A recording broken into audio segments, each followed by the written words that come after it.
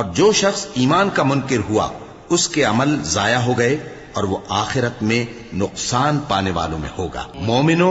جب تم نماز پڑھنے کا قصد کیا کرو تو اپنے منہ اور کوہنیوں تک ہاتھ دھو لیا کرو اور سر کا مسح کر لیا کرو اور ٹخنوں تک پاؤں دھو لیا کرو، اور اگر جنابت کی حالت میں ہو تو نہا کر پاک ہو جایا کرو، اور اگر بیمار ہو یا سفر میں ہو یا کوئی تم میں سے بیت الخلا سے ہو کر آیا ہو یا تم نے عورتوں سے مقاربت کی ہو،